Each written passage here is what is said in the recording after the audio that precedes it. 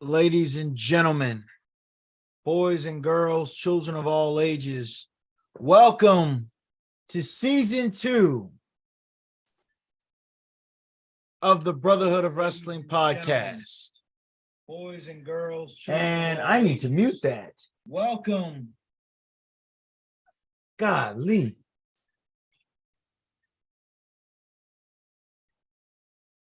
All righty, let's try that again. Welcome to season 2 of the I'm not even in camera. Welcome to season 2 of the Brotherhood of Wrestling podcast. I know it's been a minute since you all saw me. You've seen different faces. I have a life going on. You all know who the suspects are.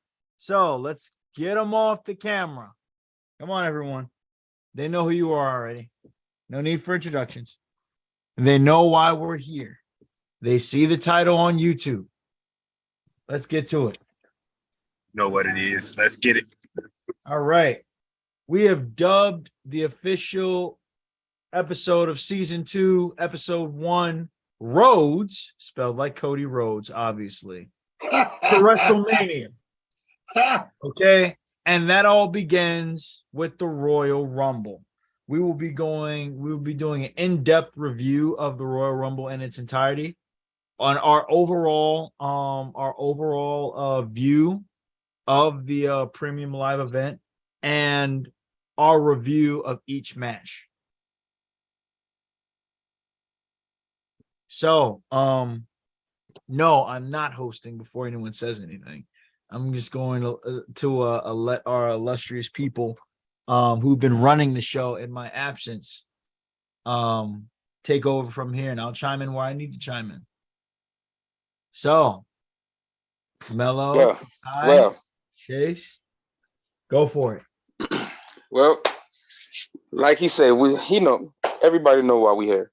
Royal Rumble, road to WrestleMania. Exciting time. If you're a wrestling fan, what a time to be alive right now. We're excited. Triple H for one. Just the overall pay-per-view was amazing. Amazing. Just the overall pay-per-view. I could probably say it's the best pay-per-view in the Triple H era so far. Wow. I could possibly say it. I was very intrigued with the product. I really was.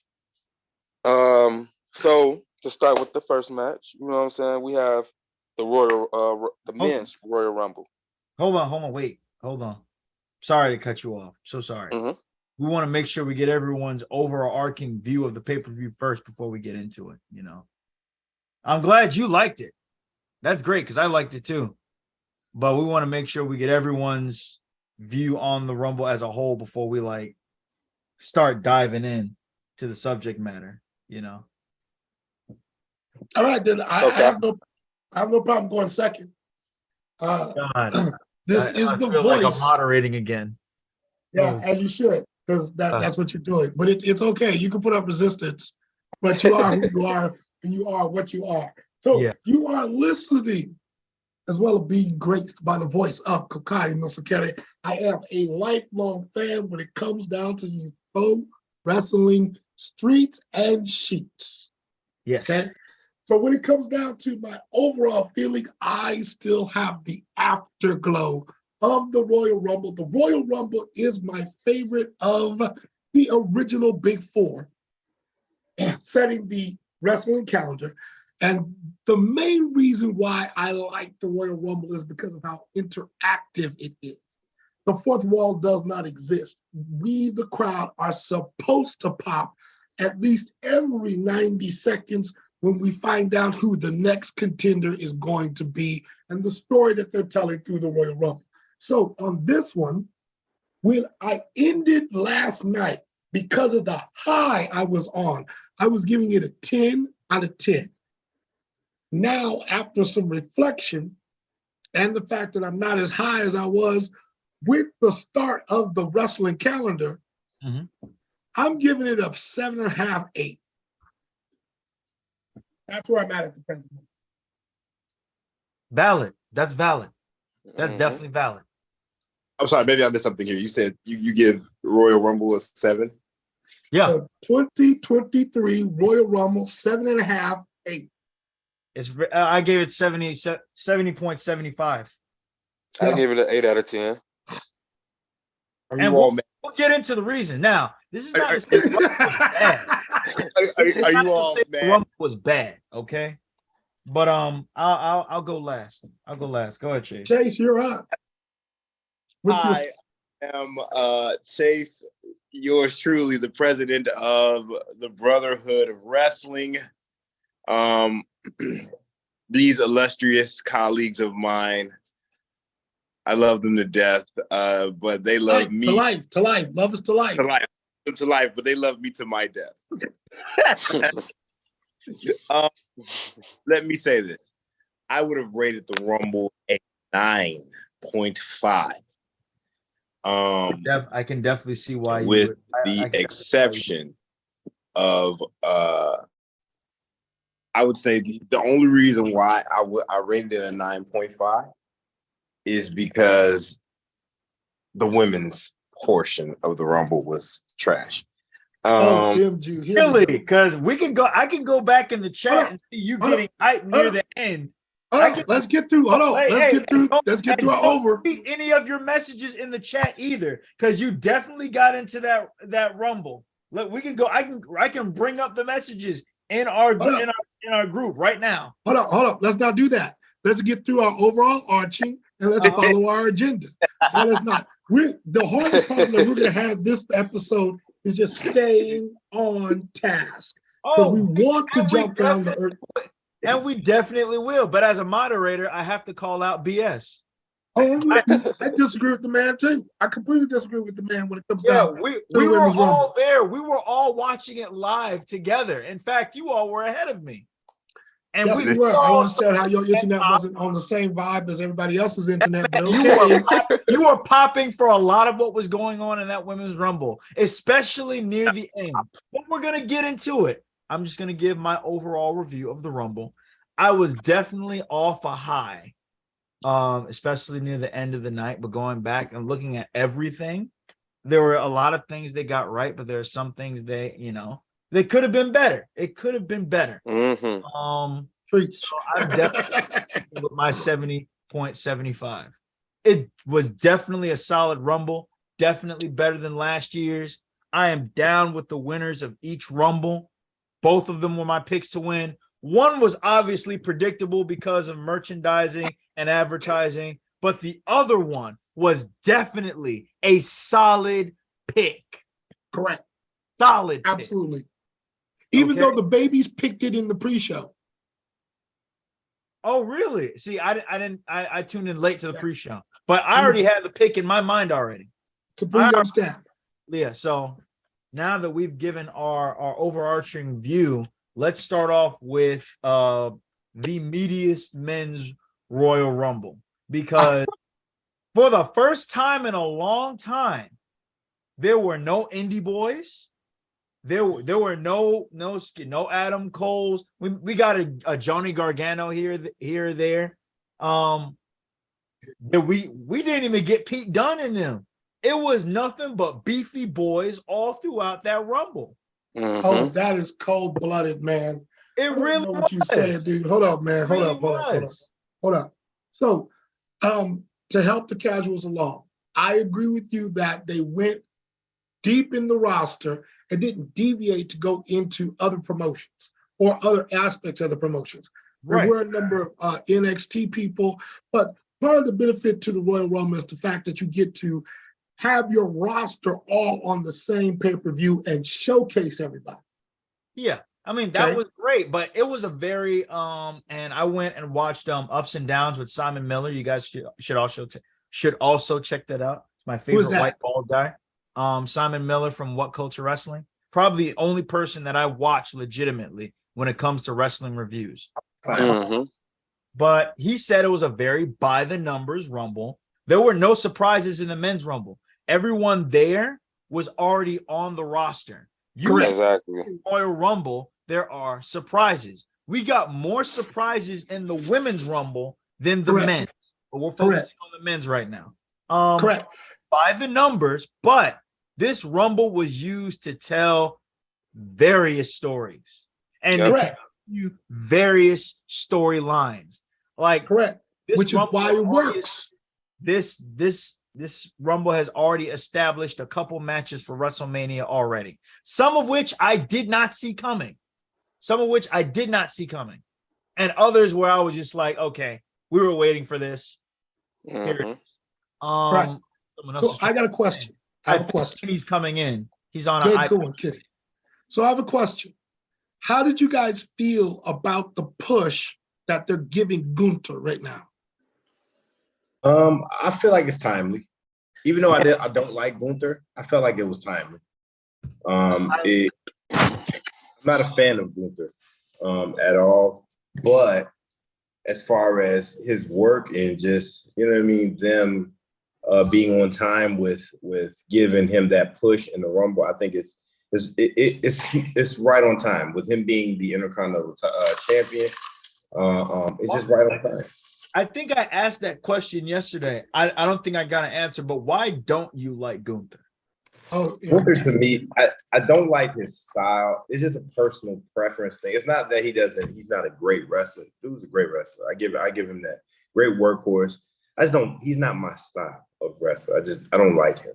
I don't know his energy. Right. You don't like any type of strong style. You like technical mat wrestling. That's strong style is bullshit. It's literally a waste. Wow. It's men slapping each other in the chest all day long. And it's like watching somebody push repeat on a move. It's like they're spamming a move. As a boxing fanatic, I would like you to please review Ron Lyle versus George Foreman. It's the second fight after he gets his butt beat in Zaire. You might actually appreciate those 5 rounds because it's strong style. Mm-mm. No. So, Well, go ahead. as far I actually appreciate the push because it's deserving. it's deserving. He's definitely worked hard for it. Yeah, he's worked very hard for it. And it gives sorry to cut you off. It gives more prestige to the IC title. Exactly. I agree. See, that's what we still see. Triple H is still trying to build some value within the secondary titles. Mm-hmm. So Correct. having Austin Theory go to war and having Bobby Lashley and the Seth Rollins of the world won the title was, just won that title because Roman is holding 2. Another story. We get into it though, but you just want to build some type of value to those titles, and Gunther is doing that. Strong style. I like it. So I was excited to see Gunther, and then all of a sudden, number 2 being Sheamus. I was excited about that. I said, okay, they starting off strong. That's how you started off.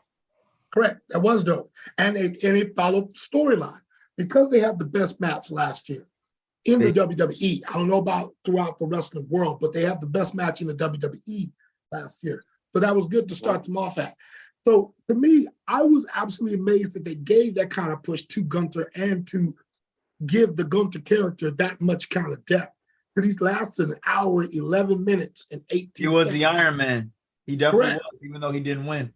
Correct. And what you have to appreciate is that every big guy that came in there, he stood face to face with him. He wasn't just laying there. He wasn't just like he gave me some subtle dream matches I would have liked. Yes. I did not think I needed Gunther versus Karrion Kross, but I think I need that. I need for it. some and reason. Kross needs it too, because that type of aggressive match, if done right, could finally get Kross over with the fans. It finally can. Also, since we got Lesnar in the mid card, Lesnar versus Gunther. I don't know. I don't know if I would set that up yet. We got plenty of time. I mean, and we got storyline. Yeah, Brock. I will have Brock winning, man. That'll be tough for me. Well, I like so we're getting ahead of ourselves when it comes down to who comes in, because I like what they did with Brock, when they kept the long-term booking. And now we're using some terms that the casuals don't really keep up with. Booking, for those who don't know, is the writing. So it's like the script of the screenwriting and the script of the show. Mm-hmm. So we know that there are predetermined outcomes. What the wrestlers have are how it gets started, and how they get to the outcome. And then is the outcome believable? There are lots of botches. And when it comes down to a story as big as the Royal Rumble with all the cast, people got to remember their spots and they got to remember what they're supposed to do in order to keep the story moving forward. And if you don't do what you're supposed to do, then you're not going to be seen in the promotion for long. Which brings me to the topic of Kofi Kingston. Kofi Kingston tweeted this last night. This will be the very last Rumble he tries to do. You know, those spots he's known for trying to get back in the ring. He botched last year and this year. So he has decided he is no longer doing that. Correct. Yeah, I seen it too. I was just like, oh, he missed again. I was like, damn. Yeah, I was like, yeah, it's a wrap this time. Father Time has caught up with you. No more of those spots. That's it. Correct. Was that the part where he hit the chair? Yeah. Right, but his right foot was supposed to remain in the air so we could easily see that his foot landed on the chair, and that didn't work. He actually landed and did the roll, and when he rolled, he had both feet hit. So it wasn't believable anymore. Yeah, not good. Right, so they had to call an audible and keep it going. I believe that happened about 3 times throughout the match where there were things that were supposed to happen that didn't happen in time in order for it to work, even with the 5 cameras that were running around the ring. Yep. Shout out to the camera crew. But yeah, there were a lot of moments in that Rumble. Did not expect, god dang, Logan Paul. Hate that guy's guts, but damn it, the man can perform. Damn it. And I would imagine that his entire performance was Ricochet's ideas. It wasn't his idea. Definitely. Absolutely. Yeah, that could be possible. Yep. And that was all Japanese. Everything they did was Japanese style. Let me tell you something. That airway collision. Right, that all their commission. That's not something Ricochet. It's not something. You see, here's the thing, and it's funny because Carmelo retweeted it and said, "I deserve some type of compensation for this," because him and Ricochet did that on NXT previously. Really? So I bet Carmelo definitely had some input in that spot. That was a nice spot, I must say. It was beautiful. It got us talking. And they jumped high. Yep. They jumped high. Yep. They did. Like, it looked like they was falling from a ladder. True. Also, while we're on the subject of Logan Paul, him eliminating Father Rollins. Y'all heard, y'all seen exactly what I said. Seth is gonna kill him. I was pissed. I was too. You know, I'm like, you know what? You want non-wrestling ass wrestlers in the Royal Rumble? Fine. When you have them eliminate a wrestler, a top tier wrestler. No. Oh hell no. Oh hell no. Hell no. I don't care how good this man has been performing. He is not a wrestler. Guys, that's why a wrestling industry. That is why this has to be leading up to a storyline. And Seth has, because there's no way. And Seth needs a Mania victory. Seth needs a Mania victory. He needs to beat Logan Paul. Let me interject on that. Over on that, man. I beg to differ.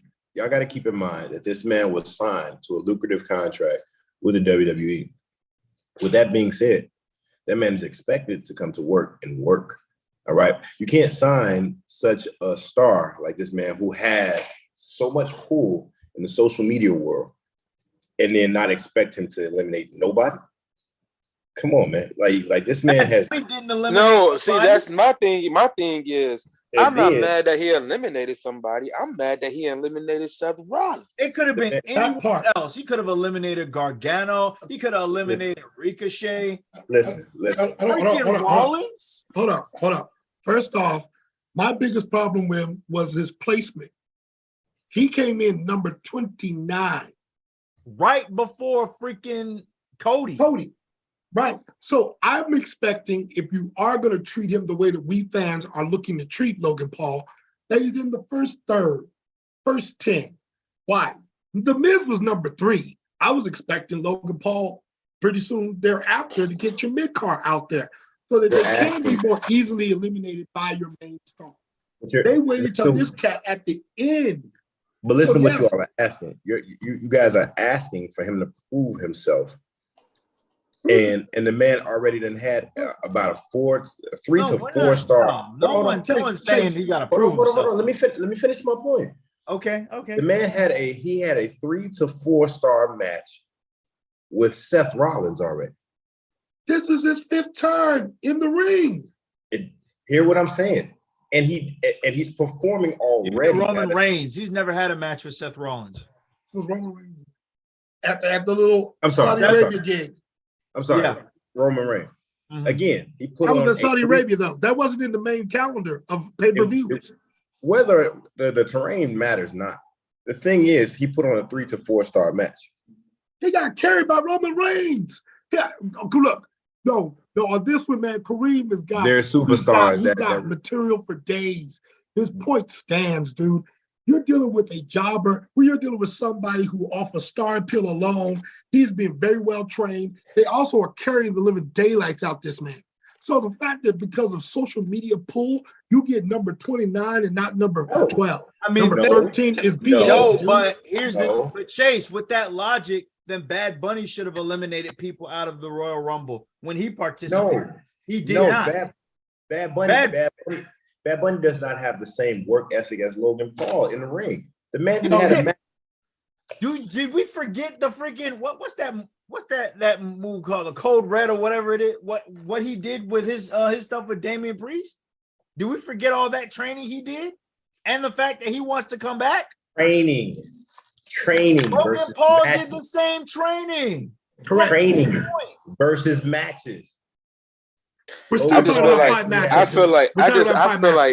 I see. My thing is, I upset with the elimination. I was, but that's why I say immediately it has to be leading up to some sort of storyline. Sort of match. We're talking about Logan Paul, who had a awesome match with Rey Mysterio already.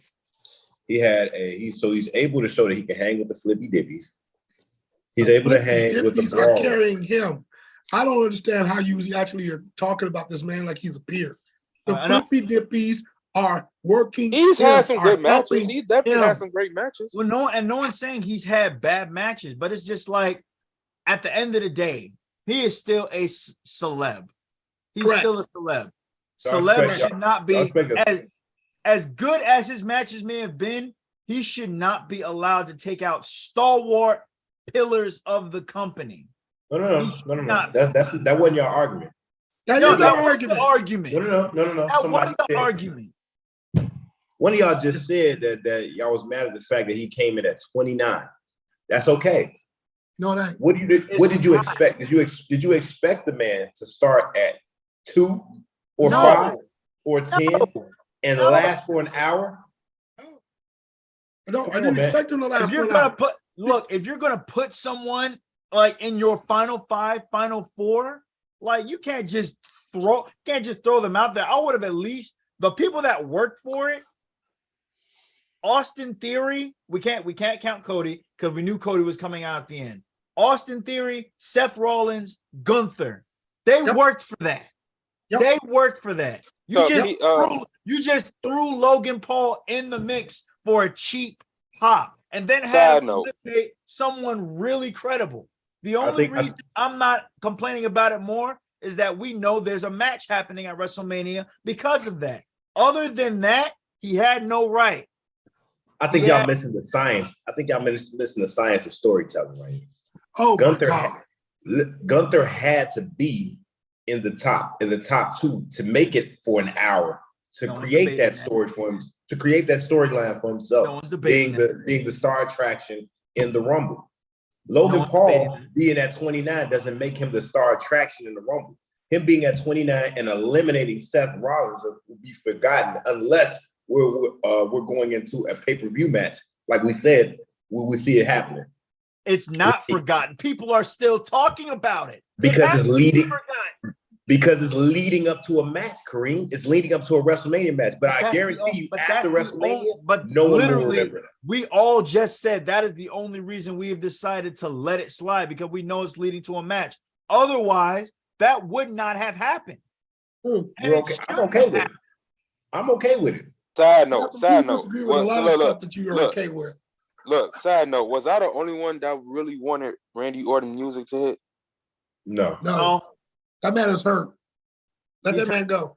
I wanted his music to hit so bad. what's crazy I- is, and I'm still calling it, and this is a huge sidebar, and then we're gonna get back to it.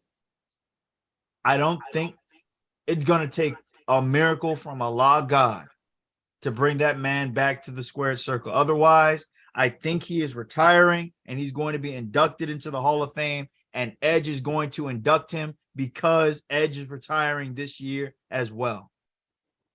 Trendy. I And that's pop the for greatest Edge. I ain't gonna rivalry. lie. They're I the greatest pop for rivalry. Edge. Oh yeah, Edge, Yeah, I pop for Edge. Tears. You pop for hold on. Okay, so let's go back to the script. The first 10 people that come out of the Rumble, I really do expect to be mid-card or people that get set up to be taken out by the greater stars that start coming out. Because Why? once you get to the teens, that's when I started. So to me, I started paying a lot more attention once Brock Brock Lesnar. Lesnar came out. Mhm. And he was number 12. And he Let me acted ask like you Brock Lesnar. Let me ask the stupid question of why would you expect the first person to be the ones that get eliminated? Why would I think the first person? I mean, I don't know, because up until last night, only 2 people that started number 1 and actually ended at the end. Wasn't it HBK and Bret Hart?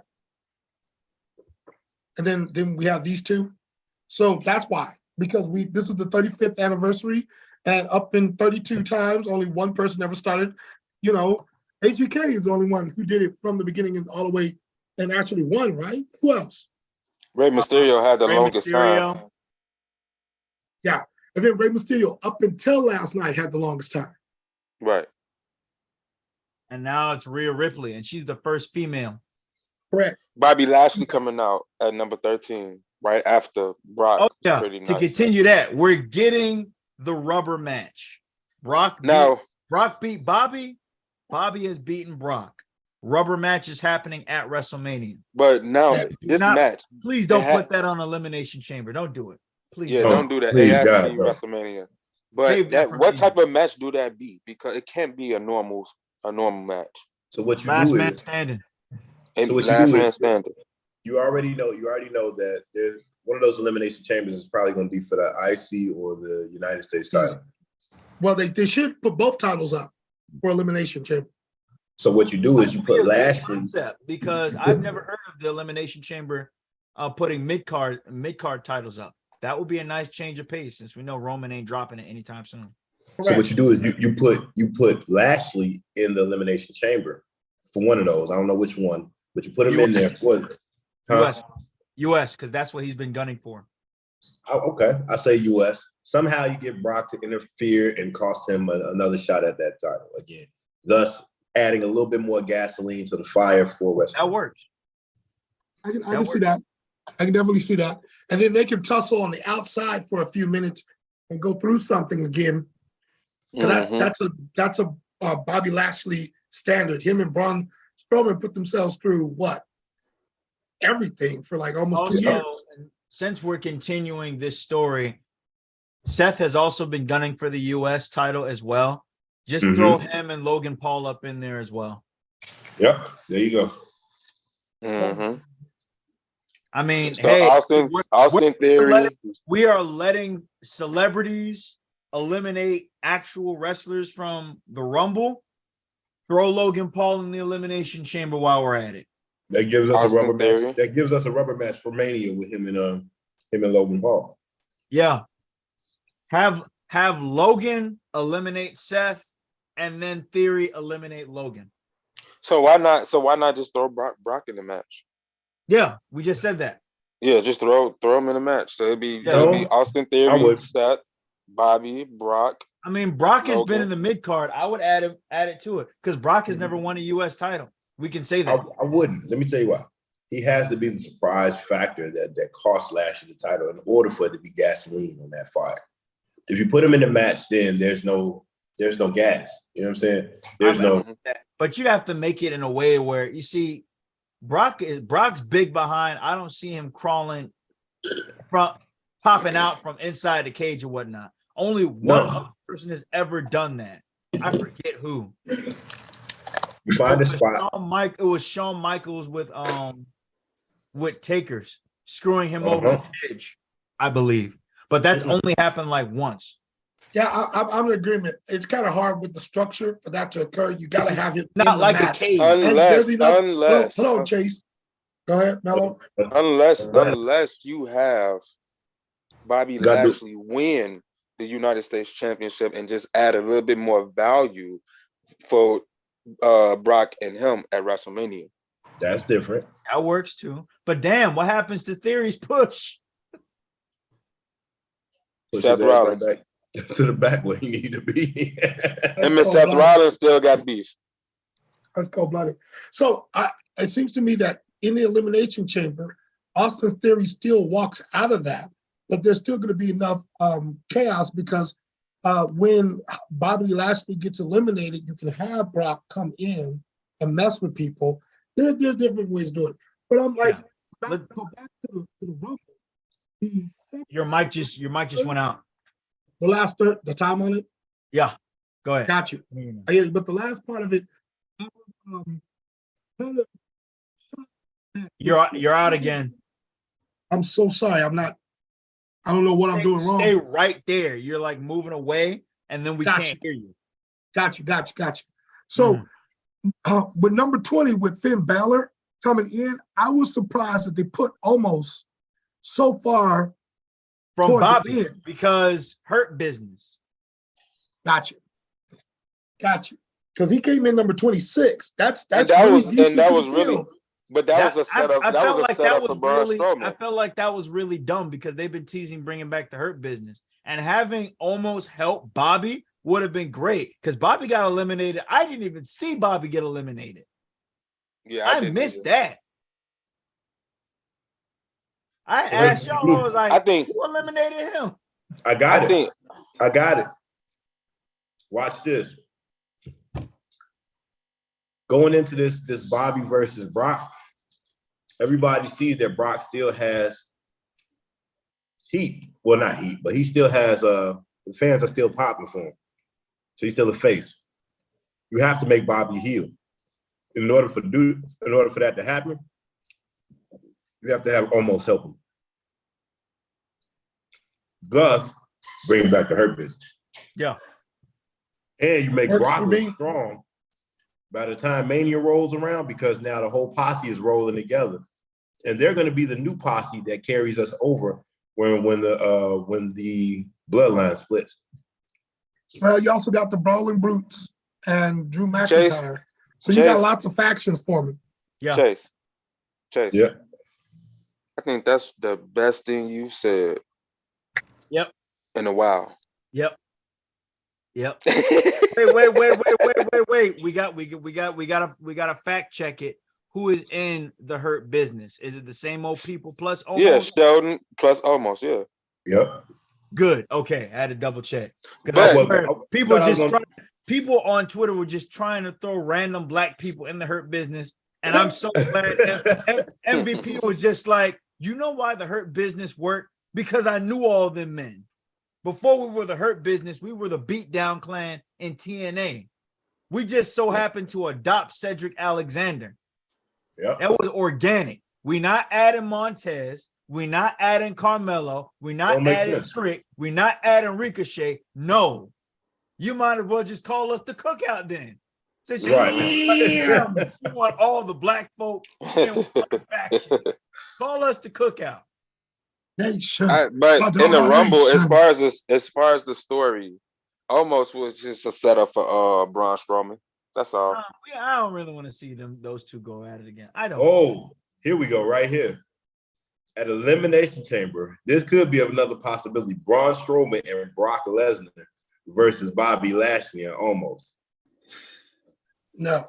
Nah, you see. I'm gonna stop. You were doing. You're going too far. Yeah, you're going too far. You were doing so well, and now you're going too far. You done messed it up. The mute button is imminent. No. No, sir. All right, we gotta get to these other matches. Although the other two are relatively quick in comparison to most of the night. Well, But you can write chapters on that. We all knew Cody Rhodes was gonna win. We knew Yes. it was heavily advertised. They had all the vignettes of him exercising, making sure his torn pectoral. They told the story with Gunther slapping the injured pectoral. Cody muscled through it. He won. We all knew. And you know what? And I just want to be clear, no qualms to him winning like, because of that Hell in a Cell match. Get this, and I'm laughing. Anyone who's tuning into this right now, member of the IWC, yeah, I'm looking directly at you in the camera. I'm laughing at you at the fact that you all thought Sami Zayn was going to win the Royal Rumble. I'm laughing at you, and you deserve to be laughed at. Not because Sami does not deserve to be in some sort of main title card. No, because Sami is already in an established storyline. He will get to that another way. He does not need the Rumble. He was already in a storyline. For you to think Sami was going to win the Rumble, you're an idiot. You're an absolute buffoon. It's kind of like me saying pro wrestling. that's kind of like me saying Kevin Owens going to win the Royal Rumble. So we knew Kevin Owens wasn't going to win the match that night. We knew. Correct. We just wanted to see what would hapen next. We were invested in the storyline, not. But they had a close pin. It was a very close pin. That's how they get you. They get. I was like, oh my God! I knew that wasn't going to happen. Come on, how many matches have Kevin and Roman had at the Royal Rumble? You're not gonna get me with that same trick more than once. True. Okay. Fool me one time, shame on me. Shame on you. Fool me twice, shame on me. The third time, it's a I ain't falling for it. But we're gonna get to it though. Let's go on here. Yeah, so next is what? The Pitch Black. Speaking of storyline, let's move on to the next match because we've already established Cody Rhodes is going to Mania. Judgment Day versus the Copelands, aka Beth and Edge, because they're back and they're angry. Logan Paul versus Seth Rollins. We've established these stories already. Done. Moving on to the next storyline. And apparently a lot of people were pissed.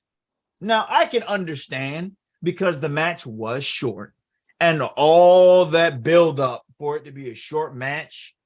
I get it. But at the same time, when it comes to Bray Wyatt, all of his matches tell a story. Do not expect a wrestling match out of Bray Wyatt. If you are looking for a wrestling match from Bray Wyatt, I'm sorry to tell you, you're not going to get that. All of his matches are meant to tell a story, and that is it. That's it. Here goes. But because, like Vince McMahon, Bray Wyatt seems to be more interested in TV production than wrestling production. That's why this pay-per-view lost some credit with me and lost some value with me.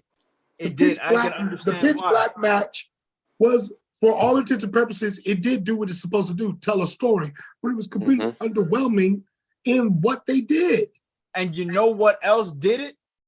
Because I was surprised they were going with a live match. I thought it was going to be cinematic. Correct. You know what else ruined it? The freaking Mountain Dew advertising all over the place. All over the place. I didn't like the glowing sticks and everything. Like, I hate the fact that this Bray Wyatt's match, his storyline match, had to be used for advertisement for a drink that Cody Rhodes at the press conference, he said, someone's got to drink this. Someone's got to see if this is actually good. He drank it. It was probably disgusting, but he said it tastes pretty great. Company man for life. Shout out Cody Rhodes. Anyway, seeing Mountain Dew product placement in my Bray Wyatt match, seeing any type of advertisement in my Bray Wyatt match, will they all look like freaking glow sticks? That's another thing. Like, I love the whole tribal paint look on Bray. I liked it. It was a nice design choice, but the whole just neon glowing, it's not pitch black. This is glow in the dark. Y'all are playing laser tag. True. But I mean, just the mechanics of the match. I mean, LA Knight got his butt whooped the entire match. I was expecting when they said like a pitch black, I was expecting a lights out match, like what freaking Kenny Omega and John Moxley had, that unsanctioned lights out match. Like I was expecting it to be a little gorier. I was expecting it to be a little more. I was expecting brutality. We didn't get that brutality till near the end when Bray Wyatt started. Now that's the part I liked. When Bray put on this freaking geeky looking mask, and then all of a sudden he was like, "Yeah, you ever played Crash Bandicoot? Where Crash puts on that Ooga Booga mask, and all of a sudden, he's freaking invincible." Bray started no selling everything. Singapore came to the face 3 times. By the way, anyone on Twitter, I need you all to like audio of lightsaber sounds of LA Knight swinging around that glow in the dark. Don't do it. Please don't. Please, that's exactly what that's the first thing I said. All I heard was but I mean, this also on shout out to LA Knight for even going through with the match. He's not buried, guys. He's going to be just fine. He's going to be just fine. He's not buried. You know, it was one match, guys. You know what vibes I got from that match? I got from that 90, was that 99? 90, might have been 97, 99, Hell in a Cell, Shawn Michaels versus Taker, and the introduction of Kane. I got those vibes. Because if you look at that match, LA Knight, even how he's been dressing, you know what I'm saying? He looks real HBK-ish. You know what I'm saying? A little bit of Rock, a little bit of I'm getting those Ric Flair. I'm getting those vibes. And then the new face of fear, Bray Wyatt, who of course was doing the most damage in that match, just like Taker was doing damage to Shawn Michaels in Hell in a Cell. Yeah. But then you have at the end the introduction of Kane, and at the end of this match you have the introduction of Uncle Howdy. Uncle Howdy. By the way, beautiful elbow. Pat McAfee. Beautiful elbow drop. Hey, Howdy. Welcome to Texas. Right. Hilarious. Yes. Heard from some of the seriousness of the match. But clearly what Kukai said, LA Knight was some sort of sacrifice. By the way, it was a little bit of a botch landing, but they played it off really well. Yeah. The camera angle was great. Whatever Uncle Howdy must have been some sort of stuntman or something, because that elbow was most definitely immaculate. Yeah. It was immaculate. Macho Man would be proud. Right. It was a beautiful elbow. Seeing all the puppets in the real world instead of the fun house, that was a nice touch. So the match itself, I get why people were upset, but I didn't put high expectations on it because Bray hadn't performed in a while. Although he looked good, he still knew how to move around. But I wasn't expecting a wrestling match. In fact, alternatively, if it wasn't like what Kenny Omega and John Moxley did, I was expecting it to be like a boiler room brawl kind of match. That's what I was expecting. That would have been nice. Here's what I say to those people. What did you expect? It was, they had their expectations too high. They did. Hold on. We sucked up enough time with the men's rumble. Keep in mind, we still had to do the women's rumble. And we had Bianca's match. We still got 3 card matches and the rumbles. Somebody was gonna have to be short. It established Bray as a dominant force. Exactly. It did what it needed to do. And I love I think it contributed to the fact that Bray is on his own trajectory, just like Seth doesn't need, just like we're clear that Seth Rollins doesn't need to chase the belt to be relevant. Bray is doing the exact same thing. He doesn't need a belt to be relevant. Just like during the Attitude Era, Taker didn't need to chase the title during that time. We was going to WrestleMania. He was already over. What was that? What WrestleMania was that? We was going into 24 or something like that? If anything, them carrying the belt gave it more prestige because they didn't need it. But because they had it, other people were intimidated, and it took people really having to step up. If anything, I'm telling you, I like where WWE is right now. It's giving me that attitude vibe again. You know what I'm saying? I'm getting that attitude. If you think about it, I mean, I didn't like the live performance. That live performance can go straight. Yeah, that was ass. But the song selection gave me Ruthless Aggression vibes, and I was just like, I like it. Went rock and not pop. I swear to God, if freaking The Weeknd gets another song at WrestleMania, I'm going to lose my mind. Yeah. Can we leave them out this Please time? stick to the rock. I don't care if it's not heavy metal. I need some sort of rock at these papers. Yeah. Please. It was something about like really good hip hop. Yeah. Yeah. I think now on. You also have the DX promo. There was a DX promo? There was? But wasn't DX out there? No. Okay, my bad. Hold on. You're thinking about Raw Triple X. Right. It was Raw. That was what it is. Raw XXX. They probably should have rethought that. But moving on to the next story themed match. Of course, we all knew Bianca was going to whoop that trick. We all knew. This was anyone that thought otherwise. And to all the Alexa Bliss fans, I'm looking at you in the camera again. Hi. I think it was going to go any other way. Oh, Bianca's boring. She's gotten stale. Oh, I'm getting tired. I noticed most of you guys are white saying this. No, I agree. Yeah, I see them all. I see them all on Twitter. I see them all on Twitter. Every last person calling Bianca Belair stale, saying she's gotten stagnant. Go somewhere. Absolutely not. She's been lost her mind. Banger after banger after banger. Yeah, she has. And we all know. I mean, we're gonna get to the Women's Royal Rumble in a second. Alexa, I don't hate Alexa Bliss. Okay, I love her. Alexa Bliss. But we all knew she was not going to win. And if you actually thought that, you are a damn fool. Granny. So the question became, how does she lose, and what's the tie into Bray? Because that's what I was expecting. I was expecting to see Bray Wyatt Part 2. She lost. She lost. I mean, Bianca whooped her up and down the ring, and Alexa Bliss absolutely distraught. Uncle Howdy comes on the screen. Did you really think you had control? You thought you had control. I was pulling your strings the entire time. Alexa's going back to the fun house. And this time, she's going to be put on a very tight leash. Bray's mistake the first time was letting her have free reign. Uncle Howdy will not make that same mistake. It's going to be great. She's going to be put on a tight leash. It's going to be a great storyline, just like the Bloodline. Oh, yeah. I would not. I was expecting she ends up in some sort of similar sacrifice.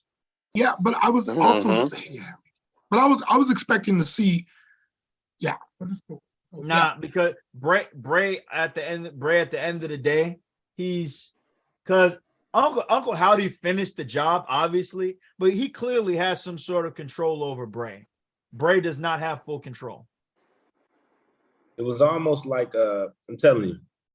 It's almost as if and we haven't even gotten everybody yet. There's still an Uncle Harper that we haven't seen. Uncle Harper? Yes. A character based off of Bray Wyatt's closest friend. Rest in peace to John Huber, aka Luke Harper. But there is a character he based off of that man. And they're and the matter of fact, he's the one that attacked Bray that night. That wasn't Howdy. They were wearing two different masks. What? Go back and watch. The one who attacked Bray was not Howdy. I pay attention to things. I see. So for those who are just tuning in and you're a casual fan, you are dealing at the top of the hour with a program that specializes in booking. We are amateur bookers, but we like to talk about storylines, talk about character development, talk about the quality of a match and how they can improve. And now we're about to move on to the Women's Rumble, correct? Which Ain't that was the next by match? far the best women's Royal Rumble in a long time. And I'm sorry, y'all. And I gotta. In case you can put your thumbs down all you want to. Like I said, we can pull up those messages. You were tooting a different tune. I remember those messages. Give me one side note. I think I'm gonna be just the side note king of this. One side note, right? Because we missed a key point in the men's rumble. I need Rey Mysterio to whoop Dominic's ass, and I'm just leaving it at that. Absolutely. Yes. When I heard Michael Cole refer to Dom as a piece of that, I was just like, yeah, Dom is on his heel stuff. Dom has improved so much. He just got to get a little bigger now. He just got to get just a little bigger. Yeah, I need to lose a little bit of that pudge, man. Just a little bit. You got to get that. Hey, and start wearing your real daddy's colors. We know you ain't Ray's son. We know who you belong to. Who is your daddy? He. Yes, sir. Hey, I'm loving how he rocking that dude like him, dude. He is rocking that mullet, though. Man. He rocking that mullet, man. The outfit immediately. I was just like, yo. And he's getting into his character. What I'm liking is Eddie would legitimately be proud of him if he were still here. I'm getting tears. He's really getting into that character, that bad boy character. I'm digging that. He's really getting into it. Rhea said he went to jail. Rhea being his China. Oh yeah. I'm feeling that. I just do Rhea and the Judgment Day go over against Edge and the Copelands? Nah. Edge and Beth, they gotta get their comeuppance. I mean, Rhea's already going to the Rumble. I mean, she's already going to Mania, so this loss against the Copelands won't hurt her. Not for real. No. How you have it happen is there has to be some dysfunction within the group because they have to split by Mania. They have to. Oh, because I remember because you said Jay White maybe headed to WWE. We haven't heard of any contract extension, but I haven't heard of his contract. Well, they said he's done either. They said he's done with New Japan. This was my reliable source told me. They said he's done, and they said that he's looking right now. And they said, but WWE is most likely. But he may get snatched up by AEW, so that's not a confirmed until we see him. And if he does, I wouldn't be surprised if he comes back with like AJ Styles or something. Because AJ's injured right now. A whole new Bullet Club in WWE would be brazy. Okay. It's something because AJ Styles needs something. It's sexy couldn't be there. Apparently, it's not just Jay White. I've heard rumors of Tama Tonga also going to WWE. Okay.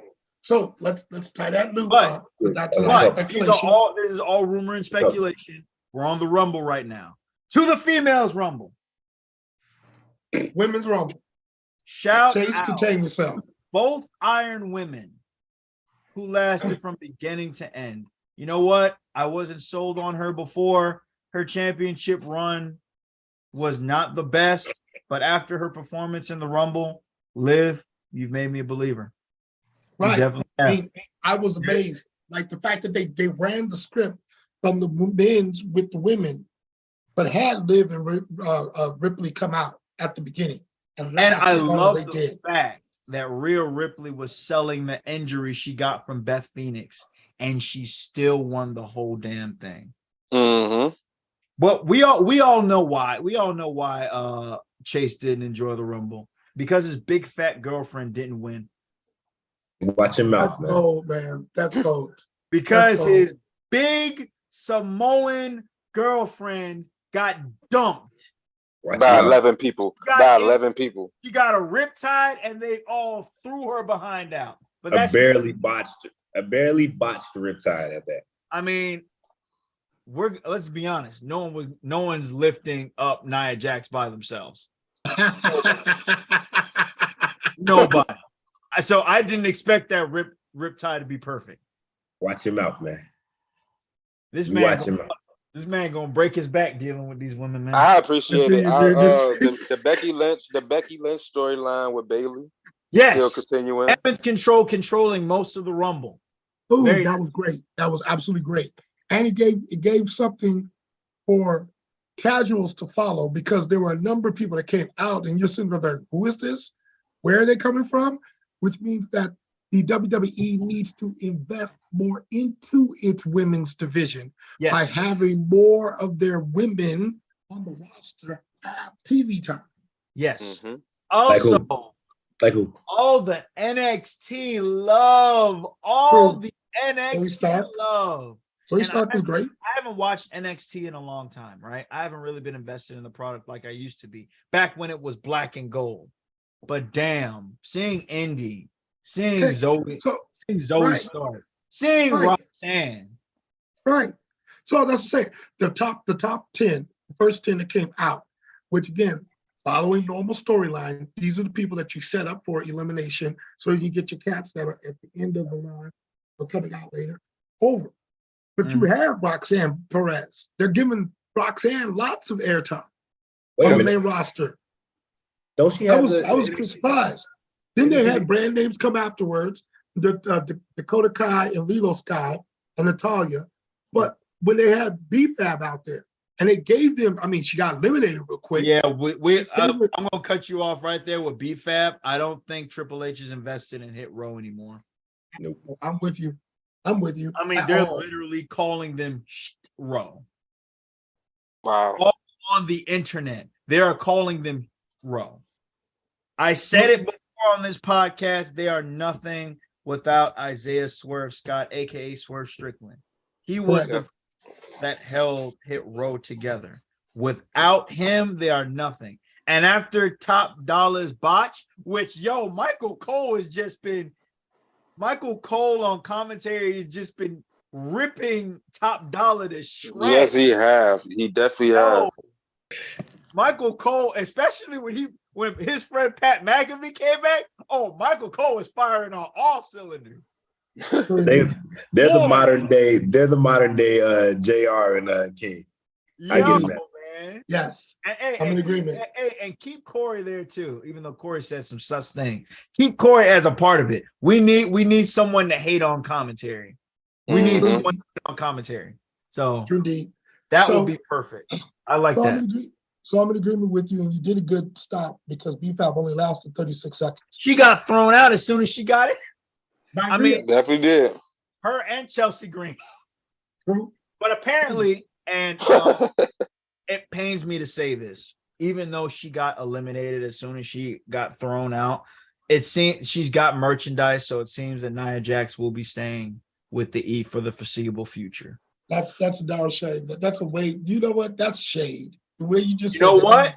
And this is why you know why I'm throwing shade? Because last time she was here, she injured a plethora of female superstars and put them on the show. Now, if she's back and she can work safe, fine. Tell them toughen up. But toughen up. God, if these women keep getting injured and this women's roster that's already not used, if the majority of them get injured again because of her, she gotta go. She gotta go because she's basically you're putting everyone on the shelf that could be used. I honestly, I really think they bring her back because of this bloodline story. Because I don't see Roman losing both of his titles at WrestleMania. I see he could lose one. I don't see him losing. He's going to lose one of them.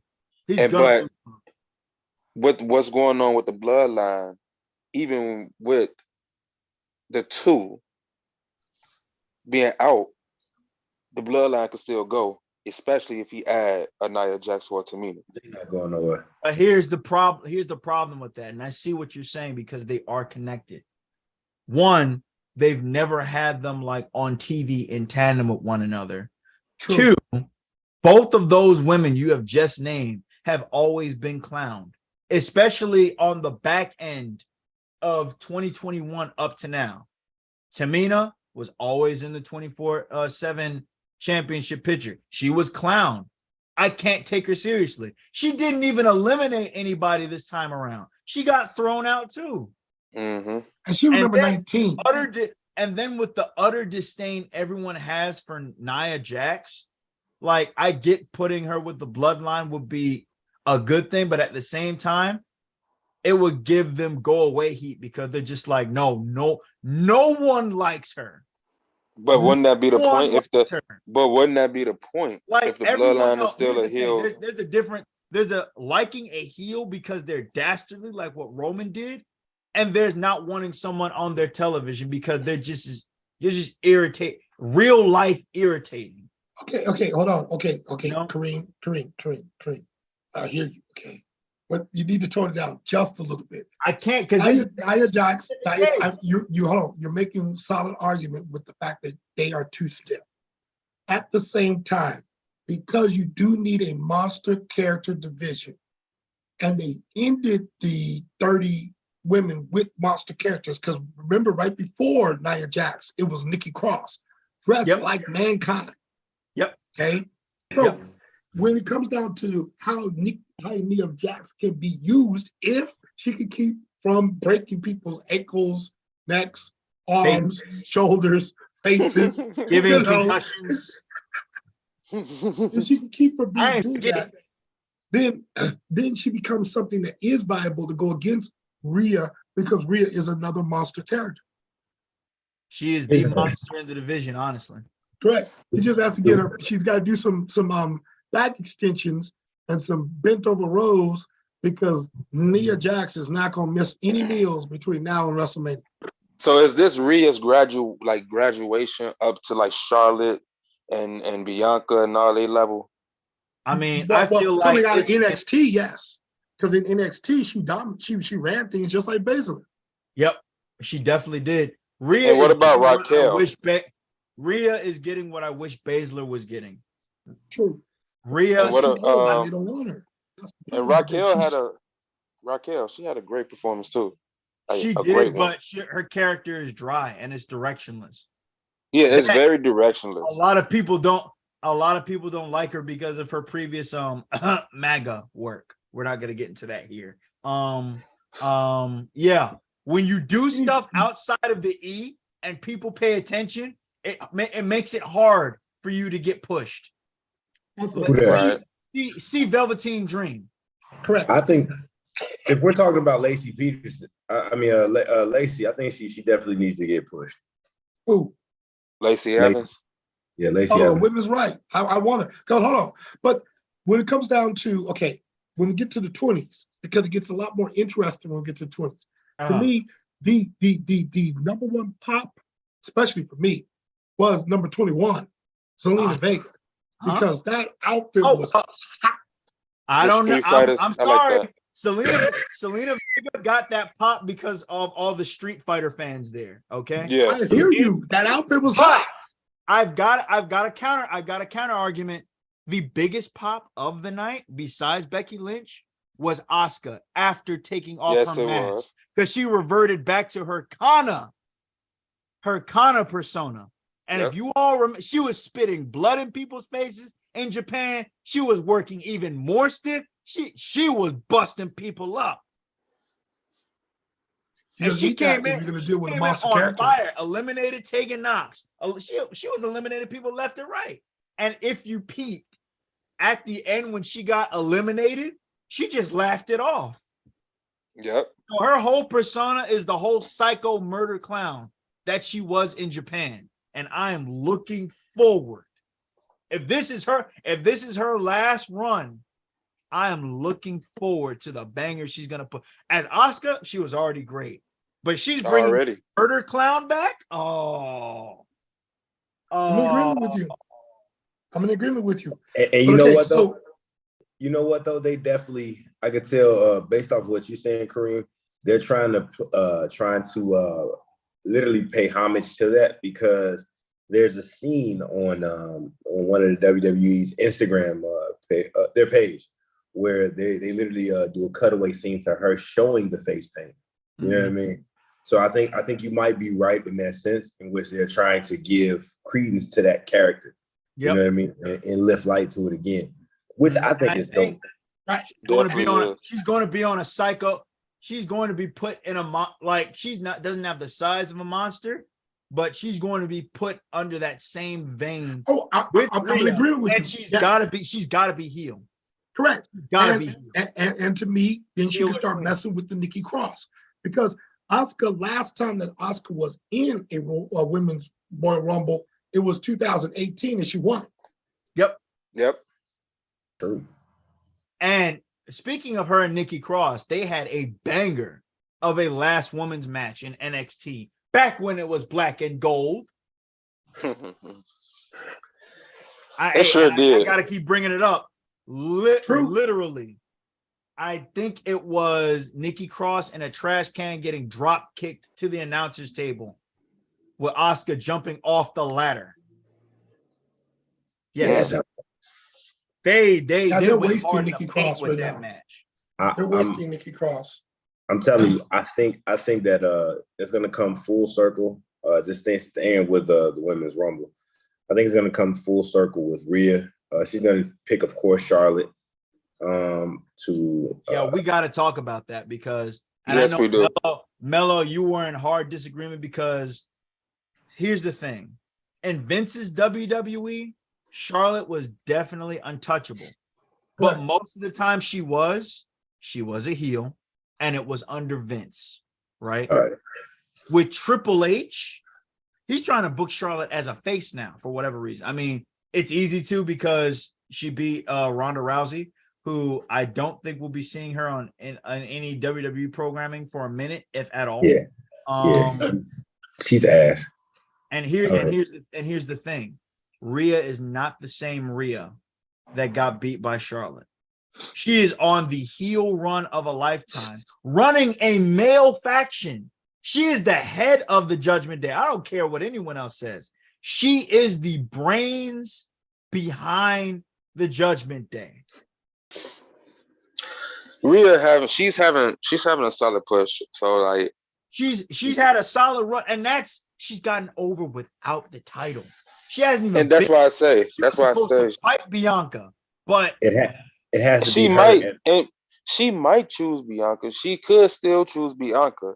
It's just in my personal Rhea's got opinion. options, and she said this at the press conference. I'm in the valley of decision right now because both women's champions offer great options to me. I was supposed to fight Bianca way back when, but that never happened. Also, Charlotte has beaten me time and time again. How sweet would it be to finally get my revenge? And remember, this is a different Rhea Ripley. Y'all saw how she was in that match. Blood all on her face. I get that. Charlotte ain't never dealt with that kind of pressure. Here's the thing. Hold on. Granted, but the question. Go ahead, Chase, because I think. Go ahead. I was just gonna say, here's the thing. I see Rhea and Dom breaking away from the Judgment Day, and them having us getting our rendition of Eddie in China. You know what I mean? Definitely.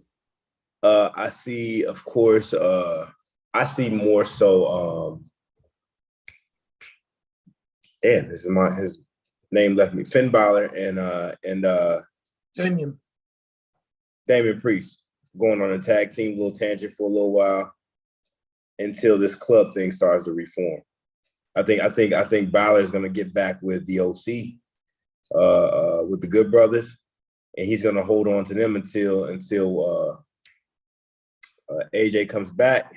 By that time, we should have a decision by Jay White introducing the Bullet Club. Rhea Ripley goes on to win the women's title at WrestleMania. Of course, Charlotte's going to want her rematch tonight. Afterwards, I think it should be a no contest after that, where it breaks down into some type of no DQ. A disqualification. But then the following night, I think it should introduce her into. We should start bringing up some of these new women that are coming over from NXT to challenge Rhea. And Rhea should go on a nice little lengthy run as a women's champion. Here's the thing, though. There's one thing you got to factor in. What happens to Damian, Chase? I think Damian. Forgive me, because we just went into a tangent after talking about the women, about what the men are doing with the men factions instead of sticking with the women factions that could potentially be formed in response to what we just got through seeing in the Rumble. Because to me, I can easily see how Lacey Evans could get a faction around them to start putting some heat on Damage Control. Because Rhea, as we already say, has her hands full when it comes down to who does she properly hunt. There can also be persons who are put in to interfere that Uncle Howdy has semi-control over, because Alexis Bliss is not by herself in any way, shape, or form. Roxanne Perez could keep coming up from the roster in order to put up resistance. You got to do something with Sonya Deville and Zelina. Raquel You is don't right necessarily need there. to do nothing with Sonya. Why not? Sonya has her own orbit. You don't necessarily need to put her in the hunt. It's like she has her own little orbit, and it's been working for her. I can see her putting up resistance to or a gauntlet between the champs and Rhea. Who then could to me her using the Judgment Day, like Kareem was saying, as the mastermind to protect herself, is a good storyline that reinforces her as a main event. But we don't literally have to talk about the men in order to talk about how they could book her and the women properly. Because right now the Judgment Day is being viewed as still a heel group. It is a heel group. But you have Rhea, believe it or not, it's popping for her. Correct. They were, but she's still a heel. They're going to boo her when Edge and Beth go after her in the Judgment Day. They're going to boo her. This is why I keep saying that something has to happen at Elimination Chamber that causes them to start looking at one another funny. They have to lose that match to Edge. But they've just gotten over for real. Like they're really just getting their stride. Give it some time. Give it around the middle of the year. All right. Give it to, you know what? Let the Judgment Day do their thing until Jay White comes. Then have Finn start breaking away from the group. Got you. Give it time. You still give it time. Okay, but at the present moment, you still got Damage Control hunting Bianca. Yep. Okay. So if Rhea goes after Bianca, actually no, Damage Control is off Bianca. They're dealing with Becky now. Okay. So okay. Thank you. You're correct. Yeah. They're messing with Becky. Bianca doesn't have a viable challenger right now. She doesn't. She does not. After that whole story, unless they continue something this upcoming Monday, that whole story with her and Alexa Bliss story, that's laughable. It's done. It's done. She doesn't have anyone viable to fight right now. So she's probably going to end up putting. No. Lacey's on SmackDown. Nia Jax is still here. So she's here. They're going to end up doing is putting Bianca in an Elimination Chamber match. Because she doesn't have, on Raw, she does not have anyone viable. She's beaten Becky already. What about Raquel? Bailey. She's beaten Alexa. They're going to put people on Raw to face her. We can always have people come over. Huh? We can always have crossovers. We can always have. God, please don't do that. No wild card crap, please. Keep the women on their respective shows going after their respective titles. That's what I need them to stop doing. Raw superstars should not be advertising their matches on SmackDown and vice versa. Stop that. That's probably the only thing. So how are you booking? So how are you booking Bianca between now and WrestleMania? Elimination Chamber qualifying matches, and she just observes who she's fighting. Damn. It's where we're at right now. It's where we're at right now. A tournament for the #1 contendership. I Not think even, no. no, I not honestly, a tournament. Qualifying matches to get in the elimination chamber. I honestly feel like she don't need to compete in the Oscar's elimination chamber. Oscar's why? Why not? She want I think it needs to be. Hold on. I think it needs to be whoever wins the elimination chamber goes on to WrestleMania to face her. But you already got that with Rhea. No. If Rhea is going against Charlotte, if Rhea is able to make her decision beforehand or before elimination chamber or at it, as much as I would like, here's how WrestleMania I think is going to go, honestly, because there's another storyline that we haven't even thought about for Charlotte. There's another storyline, and it's from way back when, and it's with Liv. Liv already showed that she was an Iron Woman in the match. She just happened to be eliminated by Rhea, the better woman. But way back when SmackDown this is when Vince was running it. Way back when SmackDown was trying to reestablish their women's division, Liv had cut a promo on Charlotte and called her out on BS. That match never materialized, and in fact, I think she had lost and she went through a gimmick metamorphosis or whatnot. Mm-hmm. We can go back and revisit that, because honestly, Rhea is on Raw. Okay. Belair is on Raw. Right. And I don't see the Judgment Day moving over to SmackDown. I don't even think we're gonna have a draft or whatnot. Okay. Gotcha. And those two have a more established rivalry. Bianca and Rhea is there, and they've been waiting, and they've teased it in the shadows. Mm-hmm. So Bianca is more likely, although I would love Rhea to run it back against Charlotte. Maybe a Survivor Series or whatnot, champion versus champion, maybe, but it's looking like it's going to be Bianca. So the question becomes, do you have Liv go heel, complete heel? No. So you have two baby faces go against each other. Charlotte's a baby face. Double turn, because we know Charlotte is not going to last long as a face. Correct. We know better. Come on. The Flairs have always shined as heels. Yeah. Come on now. Let's not play games here. And Liv has already endeared herself to the crowd, especially after her performance in the Rumble. That is true. And then Liv going over on Charlotte possibly at WrestleMania of all places. That would be a much more monumental championship win. And the fact that she did it clean, that would make her a credible ass champion. I'm still not a believer of Liv yet. You'll finally get a proper run. I'm not gonna lie. I'm not sold on it yet. I mean, it took me a minute, but if the way she performed at the Rumble, it shows that they're still high on her backstage, that she has promise. Performance was solid. Yeah. I get that. It's just I'm not sold on her to carry the title. Hey, it'd be a nice Cinderella story the second time around, because this time she wouldn't have had. Last time she won it is because she had Money in the Bank. True. And then the way they booked her afterwards, it was whack.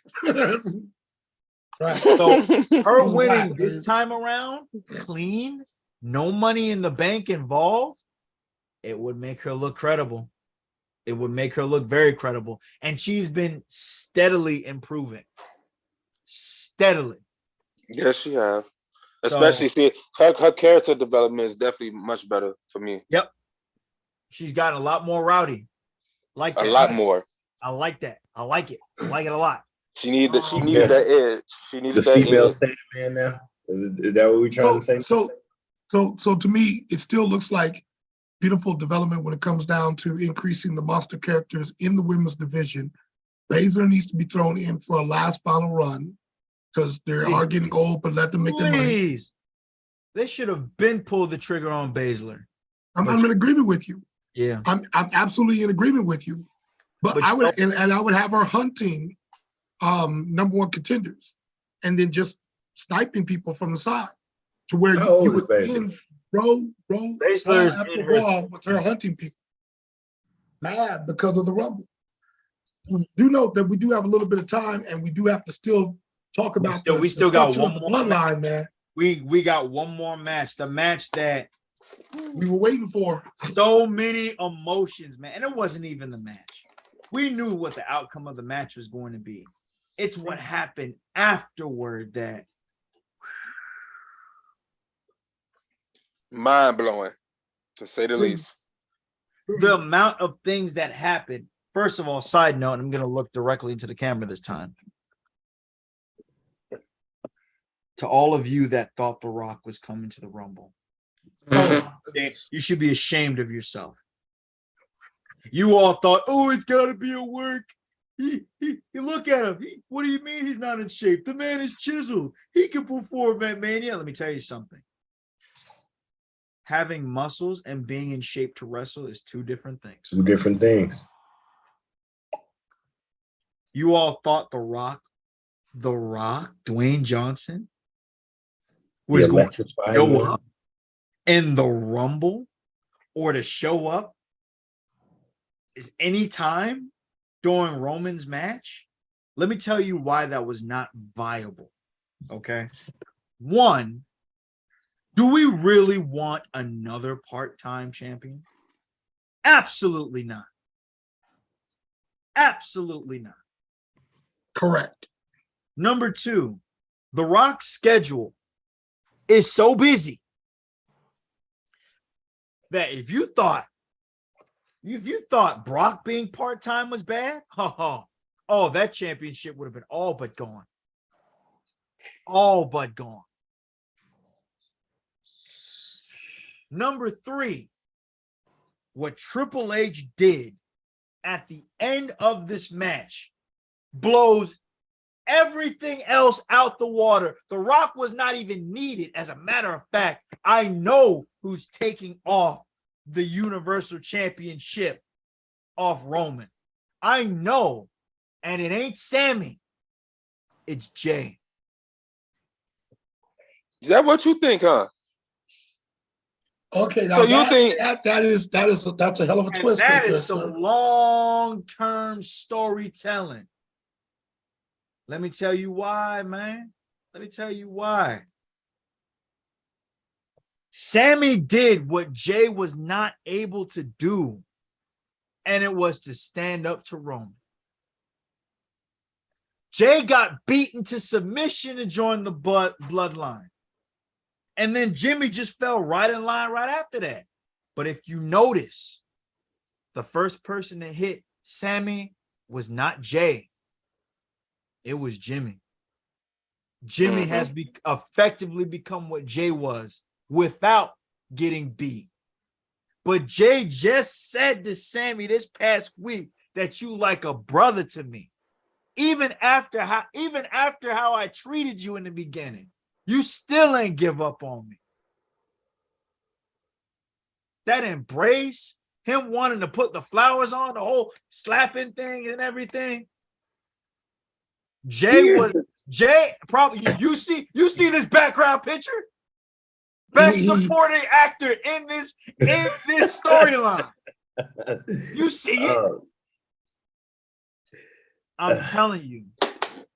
Sammy is probably going to have a match or something at Elimination Chamber, right? Because he's babyface at this point. And Kevin is going to be supporting him or whatnot, right? Sammy is going to lose and get beat again, and Jay is not going to stand for it. And Jimmy's going to be conflicted now because that's his actual blood brother. The only person that has shown zero emotion throughout the entire bloodline is Solo.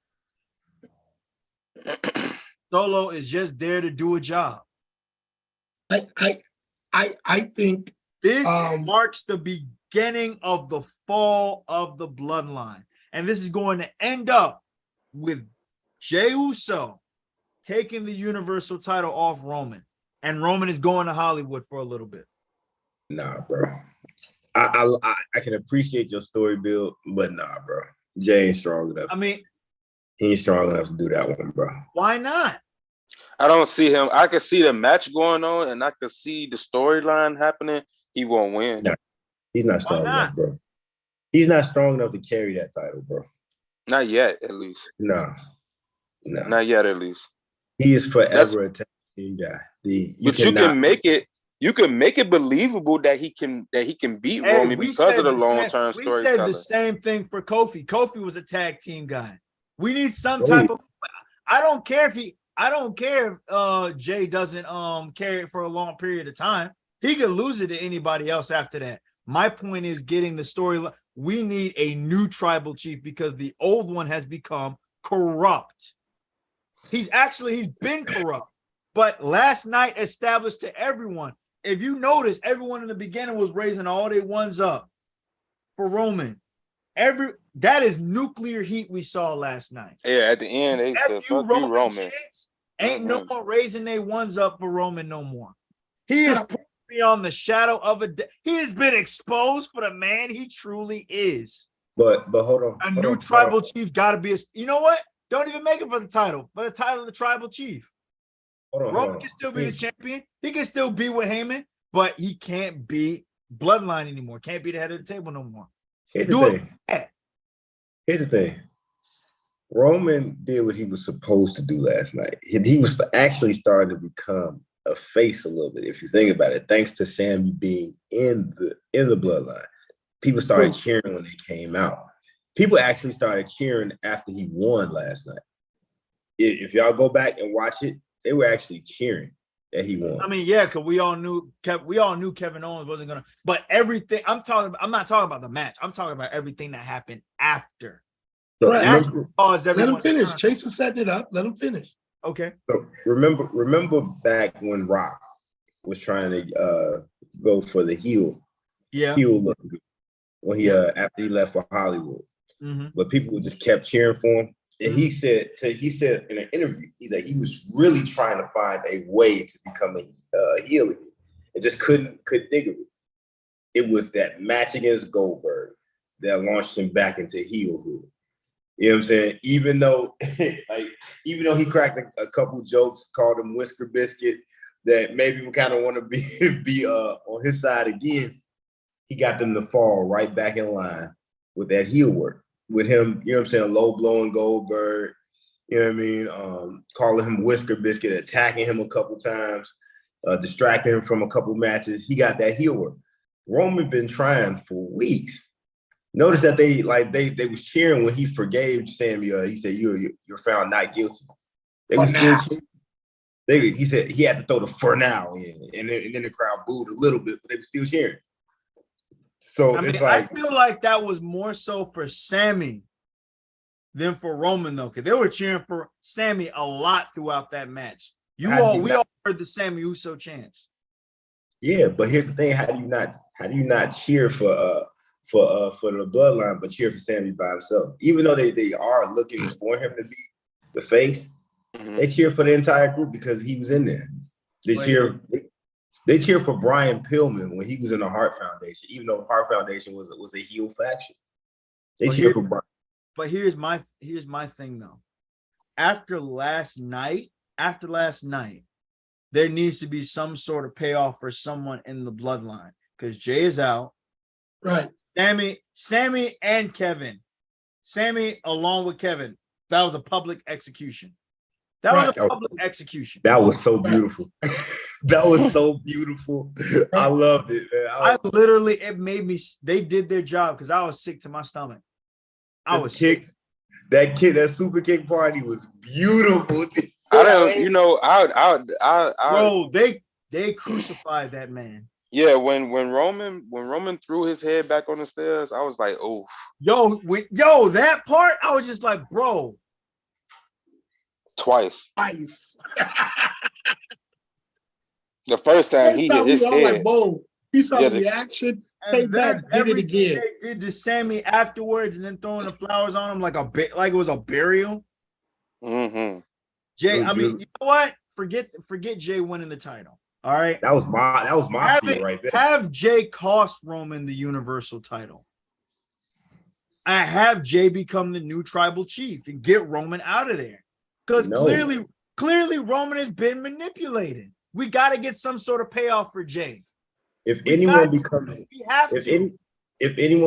new tribal chief, Jay got manipulated, but Sammy wasn't fully manipulated. Sammy actually stood up to the tribal chief because at the end of the day, he was like, bro, this is wrong.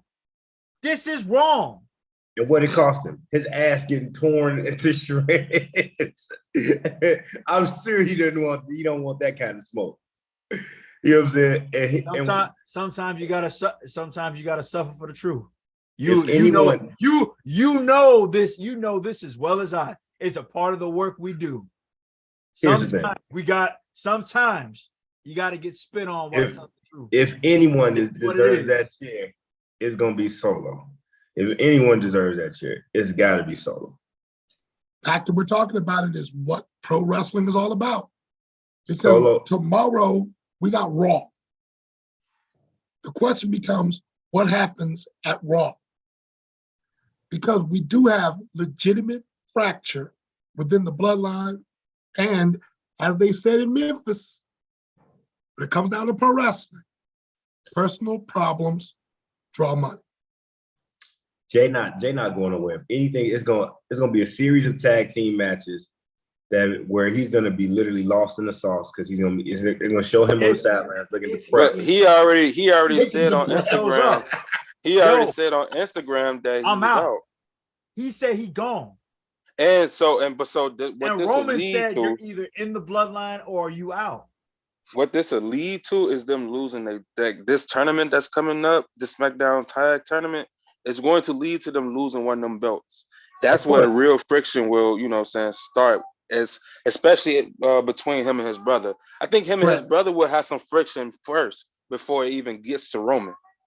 Mm-hmm. The title's gonna go. If the twins never had a one-on-one match against each other, why not do that first? Solo is gonna beat. He's gonna beat somebody for a singles title. Whether it be the US or the SmackDown. You line him up for Gunther. Yeah. He has to be the new measuring stick that Roman is going to be using in the bloodline. He's going to say, look at Solo. He's winning. How come y'all lost the titles? Got it. And he becomes basically the new Samoa Joe. Well, he's the Umaga, but Umaga, yeah. New Umaga, but basically serves as the reset for the monster characters, because Gunther is doing good on that front. You got Braun, almost needs to come in and actually have some depth to his character. MVP can keep talking, but they can have a good round of monster characters and do it a lot better than what's going on at AEW, because AEW is dropping the cage of the ball. They got Brian Cage going on in YouTube, but they're not giving him any airtime. You keep going. I told you all so. I told you so. So I think the resets are happening with the new season. This 53rd season of Raw. This is 30th year of this version of Raw on USA Today. Yeah. But when it comes down, but wait, Kokai, didn't I tell you I was gonna bring y'all back to this moment? I told y'all. Moment, man. Dude, that's one of your running gags. I don't know which moment you're talking about. This is Chase 101. Your personality. I told y'all that AEW would not be able to survive WWE's guidance and their writers. And that is proving to be true. Their writers and their guidance. I had no clue then when I was saying it. I had no clue that Triple H would be over. Okay, so first off, RAP to Hulk Hogan's lower body since he can't feel it anymore. Right? And then with all the things he has said negatively regarding us, I feel like that's an act of God.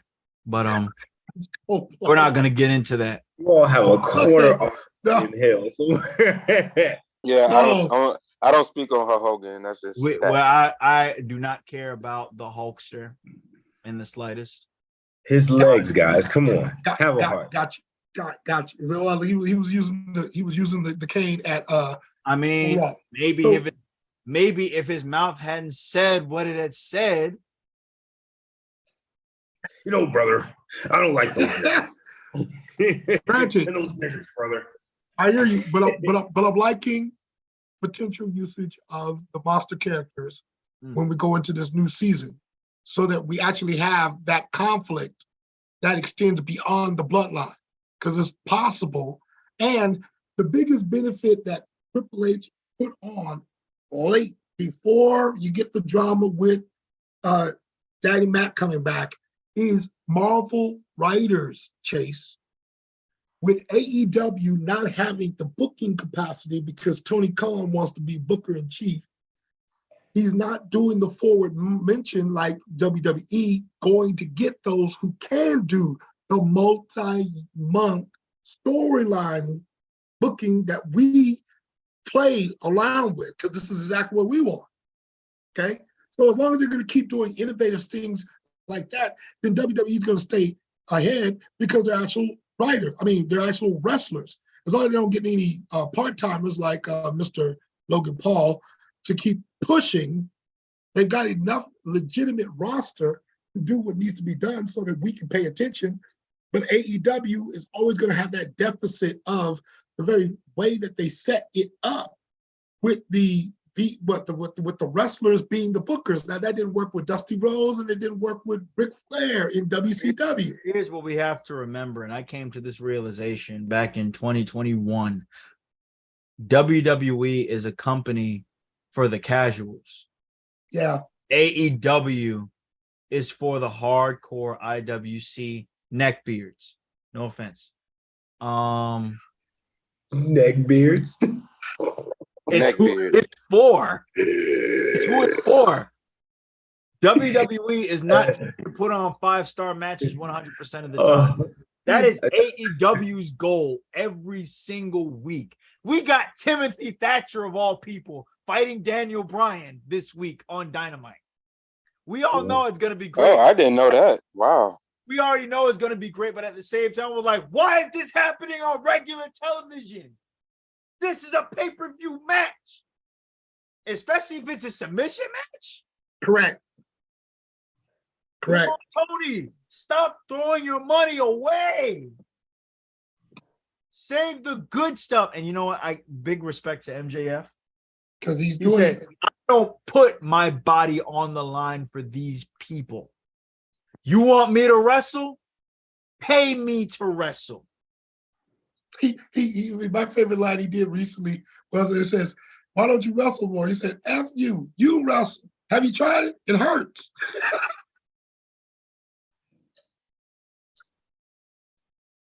That was real, dude. You can't be mad at MJF. He pays attention to wrestling Twitter. He's like, "Oh, you fickle fans! You're just gonna turn on the next person that becomes champion anyway."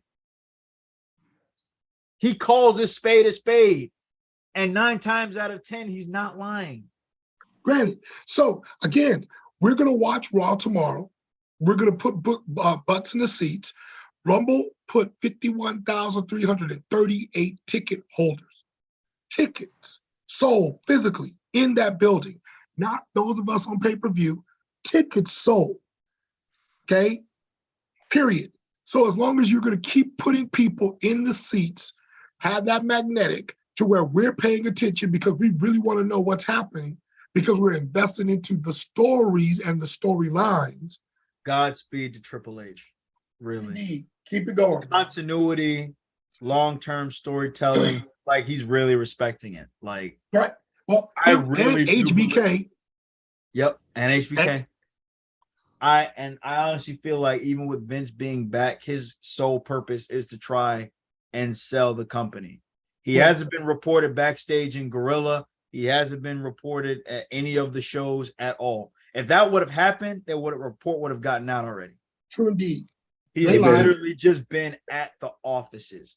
Regardless of what some people think, because there are some people who think they know better than WWE, they're thinking Vince still has some type of control. A lot of these decisions seem like Triple H decisions. They are. They're continuing to be Triple H decisions, whether his wife is there or not. They said that That's true. they've been trying to file lawsuits against Vince to keep him from being able to be in the office. You know what I mean, or any position of authority It's like an abuse of power lawsuit. And it's working from what I heard, because as you just said, he hasn't been there in gorilla position. He has not been there. Here's my thing though. If Vince does successfully sell the WWE, honestly, I probably would want it to go maybe to Disney.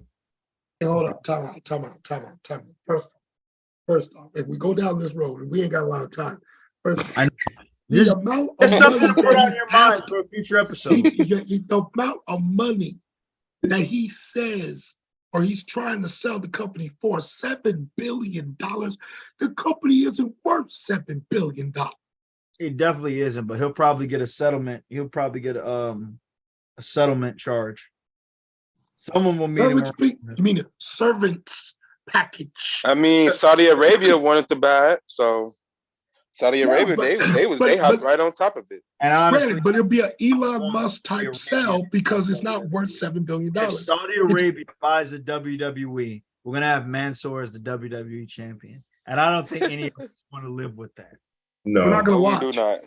It's gonna be treated like Elon Musk. Literally, you all saw my IG reel.